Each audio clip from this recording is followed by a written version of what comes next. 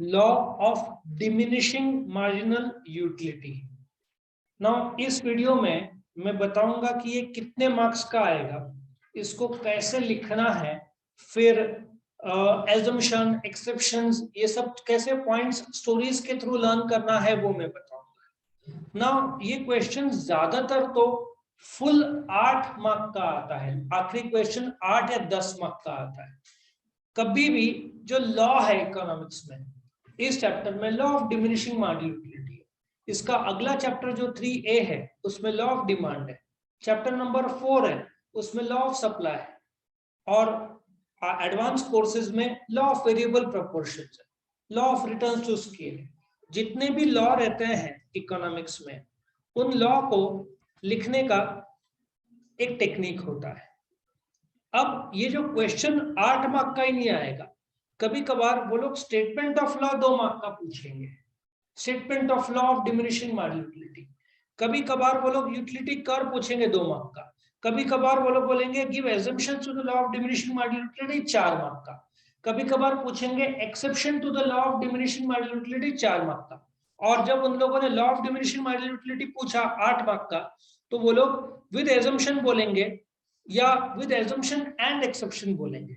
सो इस क्वेश्चन में ही 8-10 क्वेश्चन बन सकता है, नॉट नेसेसरली कि 8 मार्क का हो, ये 2 mark 4 mark 5 mark 8 mark setter के हिसाब से वो सेट कर सकता है। ओके, नाउ सबसे पहले तो तुमको समझो, ये लॉ ऑफ डिमांड हो या लॉ ऑफ सप्लाई हो, ये तुमको 6 पॉइंट सब जगह लिखना पड़ेगा। अब इसको ये 6 सीक्वेंस है पॉइंट्स का, मैंने यहाँ पहले 4 पर्पल क्यों रखा और 2 ब्लैक इसलिए रखा कि सिर्फ 4 मार्क का law of diminishing marginal utility आया तो तुमको सिर्फ यूटिलिटी कर्व तक लिखना है। 8 मार्क का आया तो वो लोग विद एजम्पशंस या विद एक्सेप्शन या दोनों पूछ सकते हैं। आया समझ में? वो तो एग्जाम पर डिपेंड है, चेकर या सेटर पर डिपेंड है वो कैसे सेट करता है। नाउ ये 6 पॉइंट्स, पहले तो मैं तुमको बताऊं ये 6 पॉइंट्स का सीक्वेंस, ये लॉ ऑफ डिमांड और लॉ ऑफ सप्लाई में भी सीक्वेंस सेम रहेगा। तो ये 6 पॉइंट लर्न करने के लिए मैंने एक स्टोरी बनाया। लेट अस अंडरस्टैंड कि एक जैसे लड़के वाले लड़की को देखने जाते हैं शादी के लिए, ठीक है। पहले इंट्रोडक्शन होता है दोनों फैमिलीज एक दूसरे का, ठीक है, और फिर डिसाइड हो जाता है कि ओके शादी करनी है। फिर डिसाइड होगा कि कैसे करना है, कोर्ट मैरिज करना है कि हिंदू रीति के हिसाब से करना है। सो दे डिसाइड कि जो शादी होगा हिंदू लॉ के हिसाब से, ठीक है। फिर वो लोग बोलते हैं कि जो शादी का शेड्यूल आजकल मेहंदी संगीत ये सब होता है ना, शादी के 2-4 दिन पहले सब प्रोग्राम शुरू हो जाते हैं। तो शादी का जो शेड्यूल है उसमें वो 4 दिन का होगा, संगीत मेहंदी कुछ जगह बैचलर पार्टी ये सब होगा। सो पहला क्या था पॉइंट, इंट्रोडक्शन होता है, डिसाइड हो जाता है कि शादी करनी है, then they decide Hindu law के मुताबिक होगा। फिर शेड्यूल बनाते हैं कि ये शेड्यूल 4 दिन का होगा जिसमें संगीत मेहंदी पार्टी ये सब होगा, ठीक है। नाउ शादी का दिन आता है, नाउ लड़की के हाथों में मेहंदी लगाते हैं। आजकल रहता है ना दूल्हे दुल्हन का फोटो, लड़की मॉडर्न है, बुलेट का फोटो चाहिए बीच में, और वो ड्रॉ करवा लेती है बुलेट का मेहंदी के रूप में फोटो। अब लड़की एज्यूम करती है घुमाने के लिए लड़का स्विट्जरलैंड लेके जाएगा, लड़का एक्सेप्शनल रहता है और लड़का घुमाने ले जाता है श्रीलंका में, ठीक है। तो ये तुम्हारे 6 पॉइंट्स है, तुमको यही 6 points law of demand law of supply में यूज होगा। अब इसको एग्जाम में लिखना कैसे है, कभी भी इंट्रोडक्शन 2 से 3 लाइन के ऊपर नहीं होना चाहिए। वो लोग इंट्रोडक्शन नहीं पूछेंगे, बट तुमको इंट्रोडक्शन लिखना पड़ेगा, कोई भी लॉ लिखना है तो। पहले तो तुम बोलोगे कि law of diminishing marginal utility लोग अक्सर बोलते हैं कि ये अल्फ्रेड मार्शल ने दिया है in his book principle of economics 1890, but ये करेक्ट नहीं है। ये कंसेप्ट मिस्टर गॉसन ने ऑफ जर्मनी ने ऑलरेडी प्रपोज किया था पहले, लेकिन इस लॉ को फर्दर या डिटेल्ड एक्सप्लेनेशन दिया अल्फ्रेड मार्शल ने in his famous book principle of economics जो 1890 में पब्लिश हुई थी। अब ये लॉ क्या बोलता है, लॉ बोलता है कि जो ह्यूमन वांट्स है, मतलब तुमको भूख लगी है, कोई भी ह्यूमन वांट हो वो पूरे तरीके से सेटिस्फाई हो सकता है। Of course human wants keeps on rising, एक वांट पूरा आया तो दूसरा वांट आया, लेकिन ये लॉ उस समय जो तुमको वांट आ रहा है, भूख लगी है तो खाने की इच्छा हो रही है तुमको, ठीक है ना, तुमको अर्ली मॉर्निंग है तो कॉफी पीने की इच्छा हो रही है। सो ये लॉ बताता है कि वांट एक प्रकार से पूरी तरीके से सेटिस्फाइड हो सकता है, फुल्ली सैटिएबल मतलब सेटिस्फाइड हो सकता है। स्टेटमेंट ऑफ लॉ तुमको रट्टा मारना है, ये डेफिनेशन की तरह है। अदर थिंग्स बीइंग कांस्टेंट, अभी अदर थिंग्स बीइंग कांस्टेंट क्यों बोला है? इस लॉ में सिर्फ दो चीजें हैं। तुमको भूख लगी है, लेट अस अज्यूम तुम कैडबरी खाते हो 1 और यूटिलिटी को गिन सकते हैं यूटिल्स, 8 यूटिल्स मिला जो कि अगले इसमें शेड्यूल में बताया। सो ये कम होते जाएगा।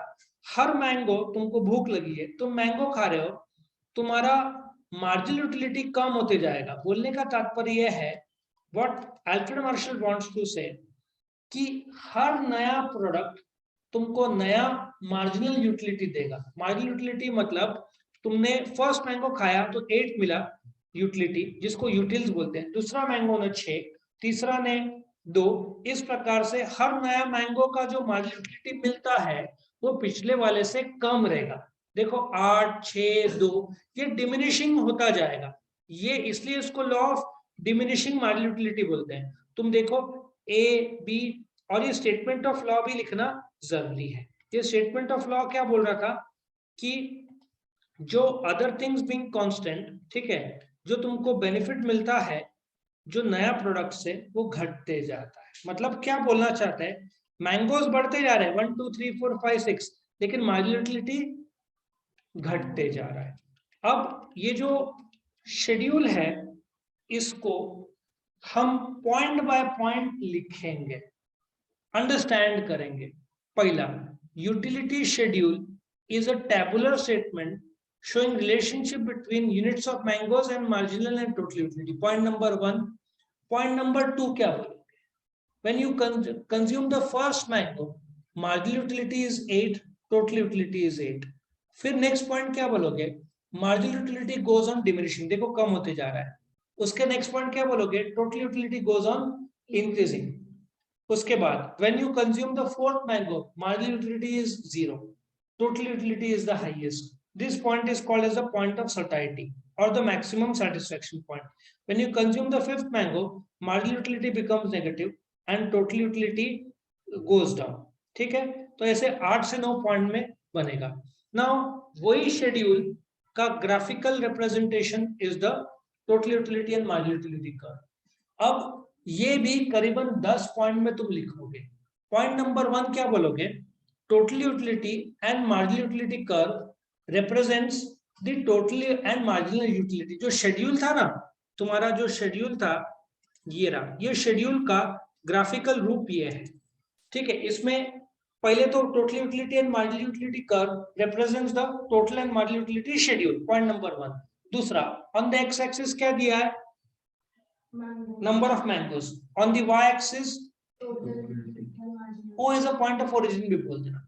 उसके बाद total and marginal utility starts at the same point। देखो ये नंबरिंग दिया हुआ है, starts at total utility curve and marginal utility curve starts at the same point.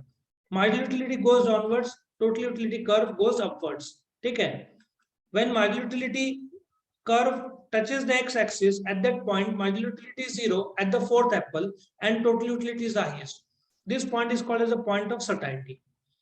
When you consume the fifth apple, you get disutility, health खराब हो जाता है, जुलाब हो जाता है तुमको। So यहाँ पे नेगेटिव यूटिलिटी है। So 10 पॉइंट लिखना बहुत आसान है। Let us start once again. Total utility and marginal utility curve represents the total and marginal utility schedule. Number 1. दूसरा क्या बोलेंगे? हाँ, स्टार्ट कर शेवी। On the x-axis क्या दिया हुआ है? Total and marginal number of mangoes is given. On the y-axis, उसके पहले एक पॉइंट बोलेगी O is a point of origin. Starting point दोनों का क्या है? या ऐसे बोल, marginal utility curve represents the marginal utility, total utility curve represents the total utility. फिर क्या बोलोगे? Starting point is the same. उसके बाद marginal utility goes downwards, total utility curve goes upwards. When marginal utility is 0, total utility is the highest. This point is called as the point of satiety या maximum satisfaction या saturation point. And After the fourth mango, when you consume the fifth mango, total marginal utility is negative. That this zone, not the point, this zone is called as the disutility or the negative utility. और फिर total utility का क्या होता है? Index. 10 point में तुम्हारा होगा, बिल्कुल फेंकने की जरूरत नहीं है, तुम फेंक भी नहीं पाओगे क्योंकि पेपर कंप्लीट नहीं होगा। ठीक है, अभी आगे बढ़ते हैं। अब तुम्हारे सामने एजम्पशंस था। अभी ये जो एजम्पशंस है जो बनाया है, सिंपल सी बात है कि मार्जिनल यूटिलिटी तुम एक प्रोडक्ट एक बढ़ाते जाओगे प्रोडक्ट, तो मार्जिनल यूटिलिटी घटते जाएगा। मतलब मैंगोस बढ़ते जाएंगे खाने के और मार्जिनल यूटिलिटी घटते जाएगा। दो ही चीजें इसमें कि मैंगो लो, कैडबरी लो, ठीक है, एक के बाद दूसरा खाओगे, बढ़ते जाएगा क्वांटिटी ऑफ प्रोडक्ट और तुम्हारा मार्जिनल यूटिलिटी घटते जाएगा। बट हर एक लॉ में एजम्पशंस रहता है, because you are dealing with humans और ह्यूमंस इम्परफेक्ट है। तो पहला सिंगल यूज। अभी जो भी प्रोडक्ट ले रहे हो, इफ कैडबरी ले रहे हो या मैंगो ले रहे हो, उसका यूज एक है, मल्टीपल नहीं। इलेक्ट्रिसिटी का एग्जांपल यहाँ पे लिया नहीं जा सकता। क्यों? क्योंकि electricity I can use for tubelight and fan, ठीक है ना, समझ में आ रहा है, and refrigerator, TV, multiple use नहीं चाहिए। मैंगो तो खाने के लिए चाहिए, कैडबरी तो खाने के लिए, तो product should be single use. Multi utility जो है वो इधर लागू नहीं, so product should be of single use.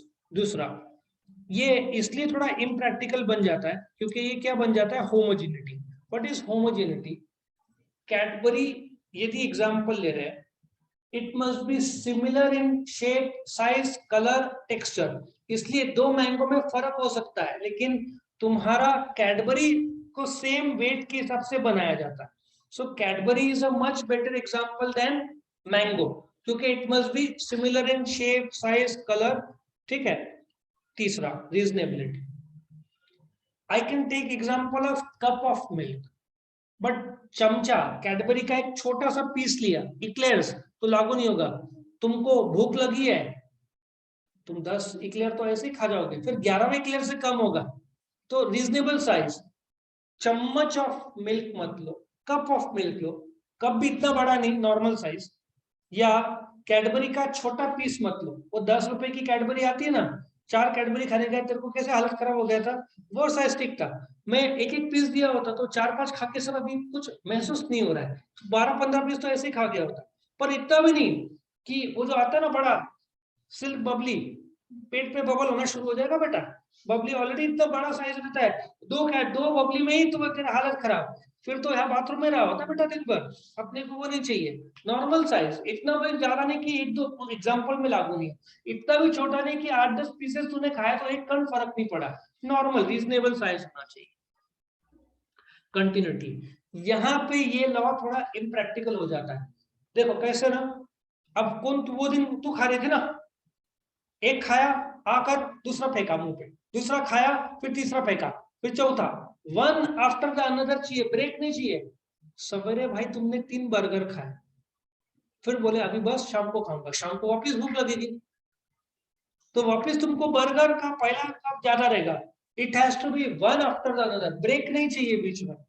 ऐसा नहीं कि तीनों की तीनों एक साथ ठूस दो, एक खाओ वो हो गया, दूसरा खाओ, तीसरा खाओ, ऐसा वन आफ्टर द अनदर चाहिए, ब्रेक नहीं चाहिए। रैशनैलिटी, और एक आदमी में दिमाग होना चाहिए मेजर करने का।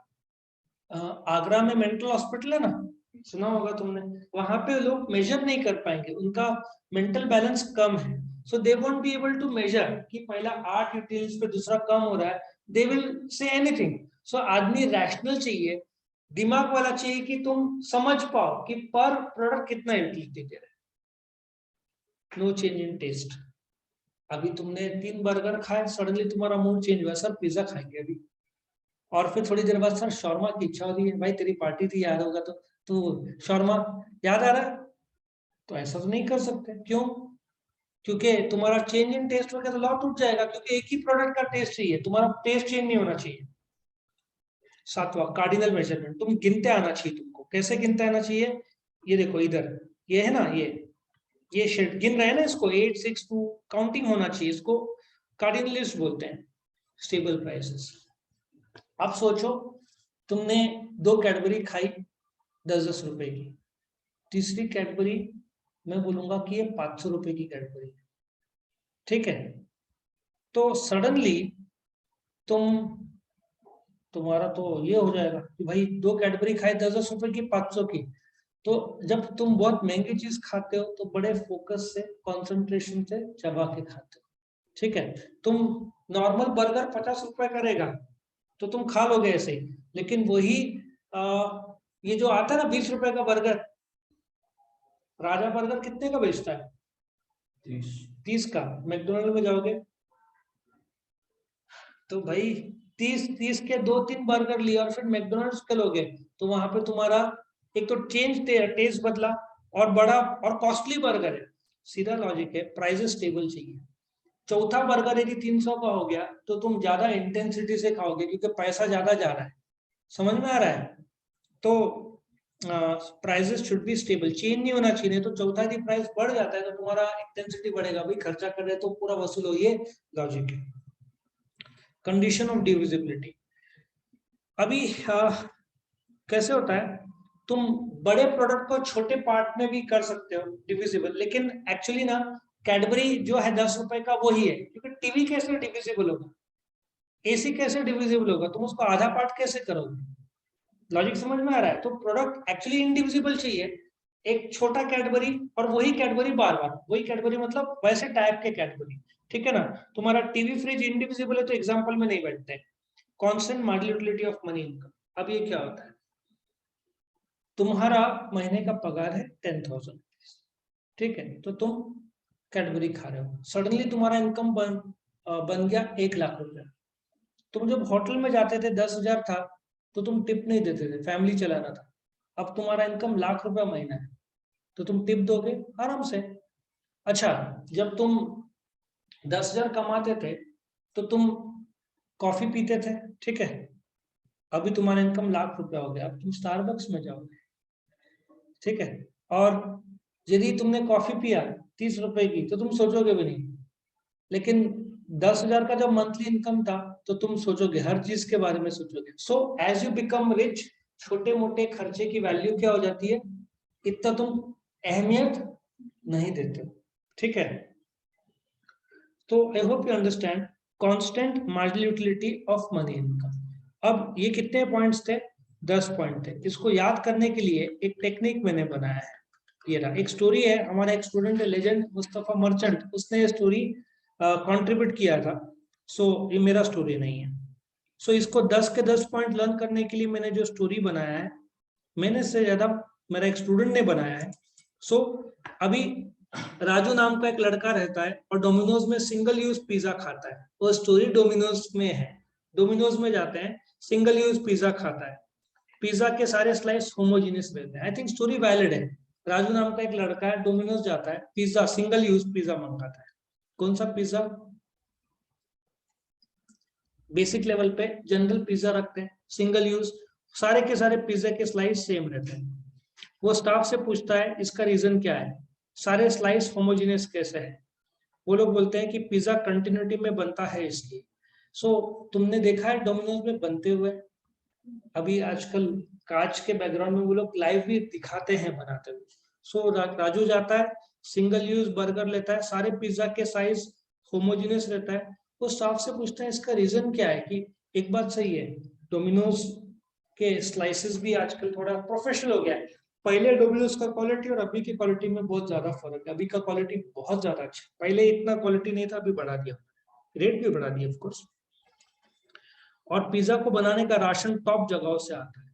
सो पहला पॉइंट क्या है, राजू डोमिनोज जाता है, पिज्जा सिंगल यूज, उसके मल्टीपल स्लाइसेस रहते हैं, सब स्लाइस होमोजेनियस रहते हैं। वो जो डोमिनोज का जो किचन में एक आदमी को बुलाता है, बोलता है इसका रीजन क्या है कि इसके स्लाइसेस इतने एक्यूरेट और क्लियर है? वो लोग बोलते हैं हम लोग कंटिन्यूसली बनाते हैं और इसका जो रॉ मटेरियल है वो टॉप जगहों से आता है, क्योंकि वो क्वालिटी उनको देना पड़ता है तो वो लोग सब टॉप क्वालिटी यूज करते हैं, इसलिए पिज्जा का टेस्ट में कोई चेंज आता है। इनफैक्ट तुमको एक और एग्जांपल इसमें दे दूं, मैकडोनल्ड्स की जो टिक्की है बॉम्बे में बनता है और पूरे इंडिया में सप्लाई होता है, या महाराष्ट्र में तो एटलीस्ट सप्लाई होता है, तो इसलिए हर बार टिक्की तुम्हारा बर्गर का टेस्ट सेम आता है। हर बार नासिक में थोड़ी बनता है, वो बनता है बॉम्बे में, कोल्ड स्टोरेज में लेकर आते हैं, फिर यहाँ पे उसको फ्राई करते हैं एट अ सेट टेम्परेचर। वो तो सब टेक्नोलॉजी की बात है। नासिक वालों को सिर्फ टिक्की को तेल में डालना है सेट टेम्परेचर में, और बंद में डाल के देना है, और कुछ नहीं करना है। जो भी सॉस डालना है वो तो वो लोग डाल देंगे, बट यहाँ पे टिक्की बनती नहीं, इसलिए टेस्ट चेंज नहीं होता, हर बार सेम आता है। सो वापिस से कहाँ जाता है राजू? सिंगल यूज पिज्जा और बर्गर के पिज्जा के साइज होमोजेनियस रहता है। तो वो पूछता है कि इसका रीजन क्या है, किचन से एक आदमी को बुलाता है, वो बोलता है हमारे पिज्जा कंटिन्यूस बनते हैं और हमारा राशन टॉप जगह से आता है, यही कारण है कि पिज्जा का टेस्ट चेंज नहीं होता। फिर राजू दोस्तों के साथ उनो उनो कार्ड गेम्स खेलता है। उनो पता है ना? उनो बहुत मजा आता है। मेरे को काफी टाइम हो गया, लेकिन जब भी खेलता था बहुत मजा आता था। उनो कार्ड गेम्स ऐसे सोचो ना, डोमिनोज के टेबल है, 4-5 फ्रेंड्स है, उसके हमारा लेजेंड पीके खेल रहा है, एक हमारा मुस्तफा मर्चेंट है, और उससे भी बड़ा एक लेजेंड नथा जी है। 3-4 लेजेंड मिलकर उनो कार्ड्स खेल रहे हैं। फिर बिल आता है तो देखते हैं पिज्जा का प्राइस 800 रुपया। भाई 2 जन का बिल 800 रुपया आएगा ही। इफ तुमने थोड़ा सा मीडियम साइज के 2 मंगाए, लार्ज मंगाए ना, 800 तो तुम्हारा आना ही आना है। फिर बिल आता है तो देखते हैं पिज्जा का प्राइस 800 रुपया है। फिर ये लोग बिल के कंडीशन डालते हैं कि बिल डिविजिबल होगा। अब ये लोग लेजेंड्स लोग गए तो बिल भरेगा कौन, ये भी क्वेश्चन है। तो पहले क्या होता है, राजू कहाँ जाता है? डोमिनोज में जाता है। सिंगल यूज पिज्जा, सबके स्लाइस क्या है? होमोजेनियस है। वो स्टाफ को बुलाता है कि इसका रीजन क्या है कि स्टाफ के जो पिज्जा का स्लाइस होमोजेनियस है। वो लोग बोलते हैं कंटिन्यूसली बनता है और राशन टॉप जगह से आता है, इसका टेस्ट भी चेंज नहीं होता। फिर राजू या मुस्तफा पकड़ लो, अपने दोस्तों के साथ उनो कार्ड गेम्स खेलता है। फिर बिल आता है, प्राइस आता है 800 रुपया। ये लोग बोलते हैं अब डिविजिबल करना पड़ेगा। ये लोग हर रोज जाते हैं, इसलिए डोमिनोज को कांस्टेंट मनी का इनकम होता है। जैसे हर रोज तो स्टूडेंट्स लोग नहीं जा पाते, लेकिन ऐसा सोचो ये लोग हर रोज जाते हैं, इसलिए डोमिनोज को कांस्टेंट मनी इनकम मिलता है। तो ये 10 पॉइंट तुम यूज कर सकते हो। अच्छा, अभी जहां पे एजम्पशंस है वहां पे एक्सेप्शंस भी है। वहां पे लॉ ऑफ डिमिनिशिंग मार्जिनलिटी टूट जाता है, इसको हम एक्सेप्शंस बोलेंगे। एक्सेप्शन में यहाँ पे लॉ ऑफ डिमिनिशिंग मार्जिनलिटी मतलब तुम जैसे प्रोडक्ट कंज्यूम करते हो, तुम्हारा डिमिनिशिंग मार्जिनलिटी घटेगा, वो नहीं होता। हॉबीज, अभी वो जमाना चला गया। कुछ लोग को स्टैम्प्स या ओल्ड कॉइन्स जमा करने का शौक था। अभी मैं एग्जांपल अलग दूंगा। तुम जो सेल्फीज लेते हो ना, लड़कियां ज्यादा सेल्फीज लेते हैं। तुम फोन घूमने का दुख नहीं है, फोटोग्राफ गायब, या क्योंकि यदि फोन गायब होता है तो लोग शायद उसको वॉश क्या करते हैं, फॉर्मेट मारते, तो सारे फोटोग्राफ चले गए। तो दुख, एक दो स्टूडेंट मेरे जो स्टूडेंट का घूम गया, सर फोन तो ठीक है पर सारे फोटोग्राफ चले गए। ठीक है, ये दुख ज्यादा रहता है। सो तुम जितने, मेरे को समझ में नहीं आता है, तुमको 128 256 भी क्या कम पड़े।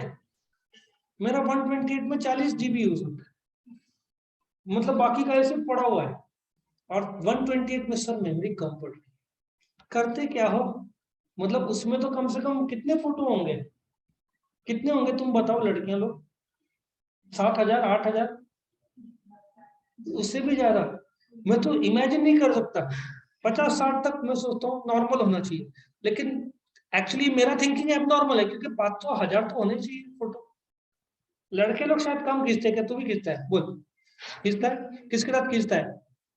पापा मम्मी के साथ? खुद खींचता है? हॉबीज, ये तो फोटो की इच्छा बढ़ते ही जा रही है। हम लोग खंडा लोनावला में गए थे, इतना मैंने जिंदगी में फोटो खींचते हुए देखा नहीं है। पॉइंट्स में मैं अपना पॉइंट्स एहसास कर रहा हूँ, पॉइंट्स की सुंदरता, और लोग सेल्फी कहाँ कहाँ जाकर, मतलब गिरो मत, कूद जाओगे नीचे सीधा। एक भी जन ऐसा नहीं जो देख रहा है जो जगह।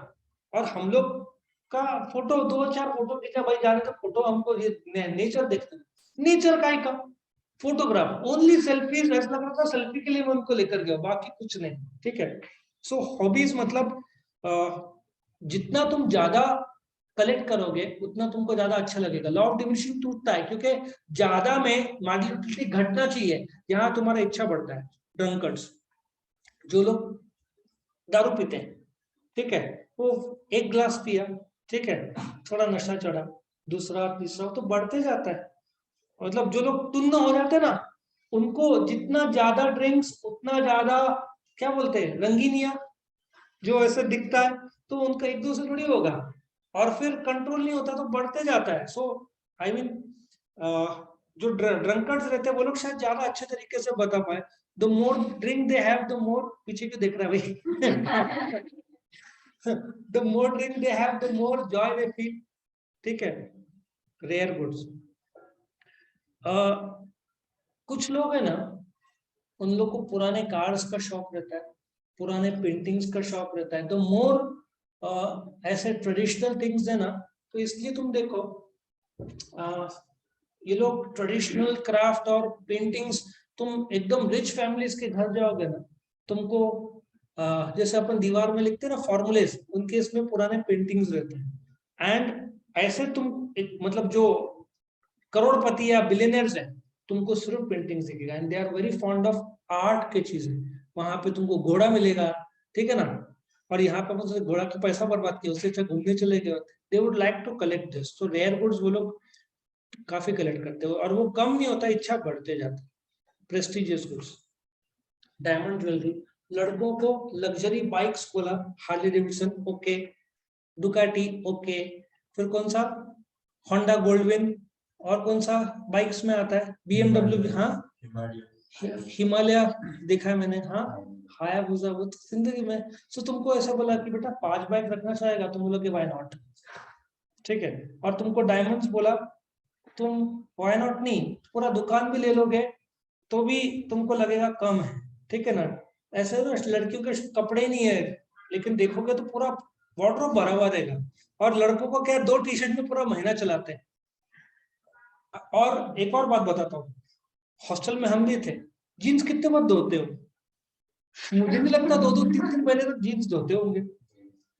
धोते हम लोग किसमें तो 3 दिन तक पानी नहीं आता था, तो हम लोग तो जीन्स तो लास्टिंग, ठीक है।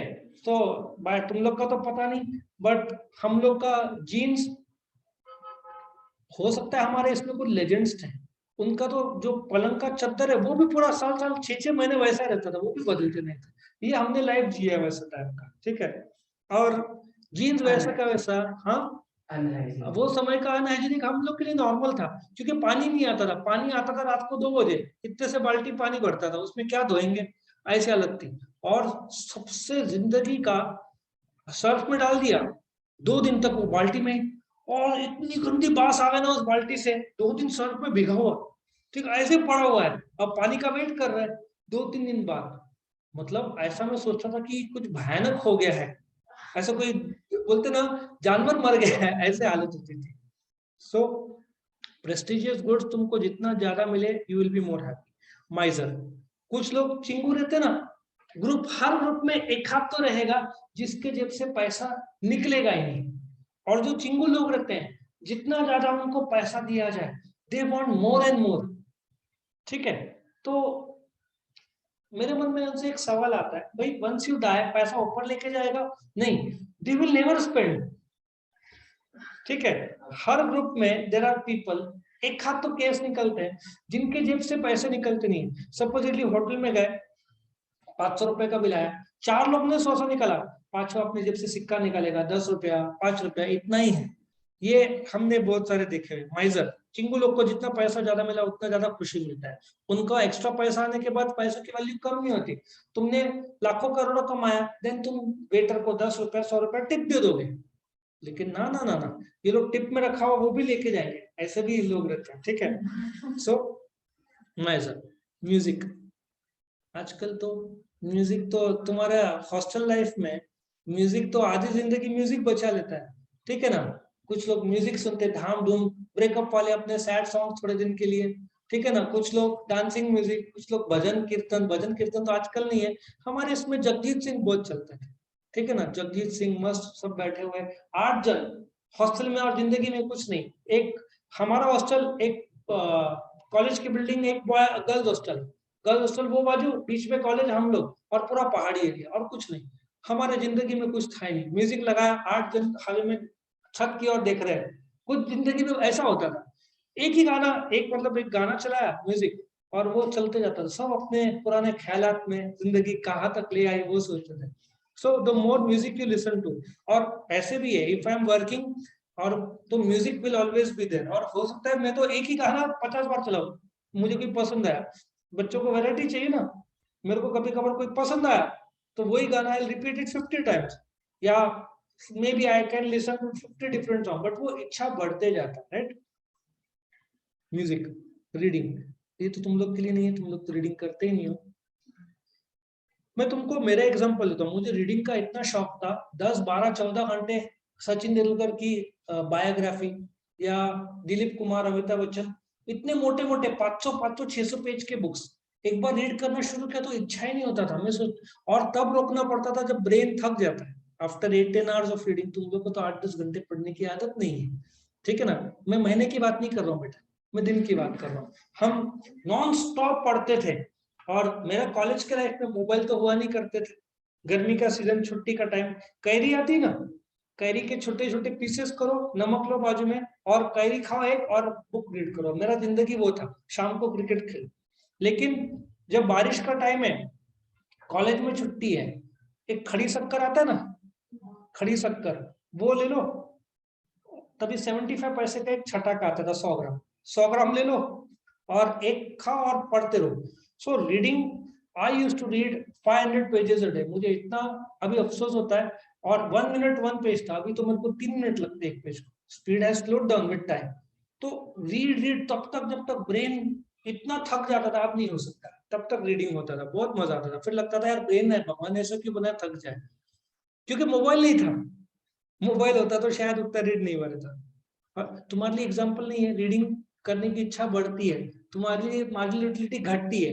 हमारा जनरेशन या मेरे जैसे कुछ लोग जो रीडिंग पसंद करते हैं उनके लिए मनी, सीधा हिसाब है, 100 रुपए का जो नोट है एक करोड़पति आदमी के लिए कुछ भी नहीं है। He can easily, Taj hotel में जाएंगे, 1000 रुपए टिप देंगे, या 1000 रुपए से लोग के मन में आएगा, खास करके हम लोग जो हॉस्टल में थे, तुम लोग जो स्टूडेंट्स है, 1000 रुपए में तो एक हफ्ते का खर्चा निकल जाए, ठीक है ना। लोग 1000 रुपए टिप देते हैं, और यहाँ पे 1000 रुपए की वैल्यू, जिनका इनकम कम है उनके लिए 1000 रुपए की वैल्यू बहुत ज्यादा है, अमीर लोग के लिए 1000 रुपए तो ऐसे ही वो लोग दे देते हैं, करेक्ट।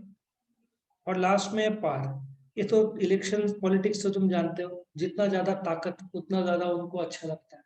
तुम देखो ना, इसलिए लाल बत्ती के गाड़ियां, एक समय था कोई भी लाल बत्ती लगाता था, फिर लास्ट में गवर्नमेंट ने बैन किया है, लिमिटेड लोग ही लगा सकते हैं सर, हर किसी को परमिशन नहीं, नहीं तो हर कोई लाल बत्ती चाहता था, मतलब। और नासिक में भी, नाम नहीं लूंगा, कुछ ऐसे मेरे स्टूडेंट्स थे ऑफ हाई होल्डिंग, वो लोग वीआईपी नंबर, और उसमें मुझे फोन आता था वीआईपी नंबर, मतलब तुम्हारे सामने वाले का नंबर नहीं दिखता, मतलब they will phone you but you cannot see their number. ये जो फिल्म स्टार्स रहते हैं ना, जब फोन करते हैं उनका नंबर नहीं डिस्प्ले होता, क्योंकि वीआईपी उनका नंबर अलॉटेड है।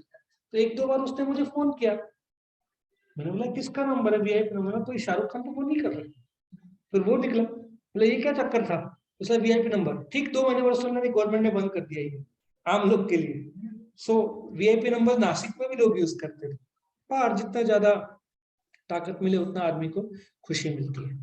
सो ये तुम्हारा एक्सेप्शंस था। We will see if you can create some story of this also.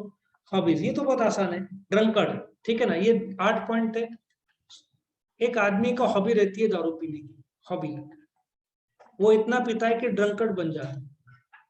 मैं जानता हूँ एक दो जन को जो सवेरे शुरू होते ही पीना शुरू करते हैं, रात को सोते समय भी पी पी के सोते हैं, वो कंट्रोल नहीं हो पाता, ठीक है, इतना पीते हैं। सो एक आदमी की हॉबी रहती है दारू पीने की, वो इतना पीता है कि ड्रंकर्ड हो जाता है। उस दिन में रेयर प्रकार की दारू पसंद है, कुछ रेयर प्रकार के भी दारू आते हैं, वाइन जितना पुराना उतना महंगा, तुमको विश्वास नहीं होगा। तुम कॉस्टलीस्ट इन द वर्ल्ड देखोगे तो लैक्स ऑफ रुपीस के अल्कोहल इजीली मिल जाता है, lakhs, probably crore also. 1980s 90s के तो प्रोबेबली करोड़ में जाएगा कुछ चीजें जो इतने टाइम से उन्होंने संभाल के रखा। सो पहला क्या है, एक आदमी का हॉबी रहता है दारू पीने की, वो ड्रंकर्ड बन जाता है, उसको रेयर प्रकार की दारू बहुत पसंद है। रात में प्रेस्टिजियस ड्रिंक पसंद है, जो भी प्रेस्टिजियस महंगे आते हैं ना, उनसे आते हुए कॉस्टली वाइन्स, ठीक है ना, कुछ कुछ वाइन्स बहुत महंगे रहते हैं। क्या ब्लैक, मुझे नहीं पता भाई ज्यादा, ये सब चीजों के बारे में। सो चलो, पहला क्या था, एक आदमी को हॉबी है दारू पीने की, वो ड्रंकर्ड बन जाता है। रेयर गुड्स पसंद है और लेट इवनिंग, ऐसा सोचो प्रेस्टिजियस महंगे वाले पसंद है, पर पी के उसका पूरा पैसा खत्म हो जाता है और वो चिंगू बन जाता है। उसे बुक, म्यूजिक और पोइट्री बचाते हैं। सो वापिस से पहला पॉइंट क्या है, एक आदमी का हॉबी है दारू पीना, वो पी पी के क्या हो जाता है, ड्रंकर्ड बन जाता है। दिन में ऐसा सोचो रेयर गुड्स पसंद है, रात में प्रेस्टिजियस महंगे दारू पीता है, लेकिन पूरा पैसा खत्म हो जाता है क्योंकि लोग को कंट्रोल नहीं रहता। फिर वो एक बीमारी सी है, और हॉस्पिटल्स में जहाँ ट्रीटमेंट कराया जा सकता है, लेकिन लोग नहीं कराते। लोग सोचते हैं बस आज का आखिरी दिन, कल से बंद। तुम जैसे बोलते ना, मोबाइल आज से ज्यादा यूज नहीं, पढ़ाई, वो होता ही नहीं है। फिर उसे बुक, म्यूजिक और पोइट्री बजाते हैं, और उसे समझ आता है कि दुनिया में मनी ही सब कुछ नहीं है, पावर के साथ पावर ही सब कुछ है, बल्कि सबसे बड़ी चीज प्रेम है। चलो, पहला पॉइंट क्या है, हॉबीज। एक आदमी हॉबी रहता है दारू पीना, इतना वो पीता है कि ड्रंकर्ड बन जाता है। दिन में रेयर गुड्स पसंद है, रेयर दारू, रात में महंगी वाली दारू, इतना पीता है पैसा खत्म हो जाता है तो कंजूस हो जाता है या चिंगू बन जाता है। उसको बुक, म्यूजिक और पोइट्री बचाता है, और फिर उसको रियलाइज होता है दुनिया में मनी सब कुछ नहीं है, पावर भी सब कुछ नहीं है, प्रेम सबसे बड़ी चीज है। तो इस प्रकार से ये एक्सेप्शंस खत्म होता है।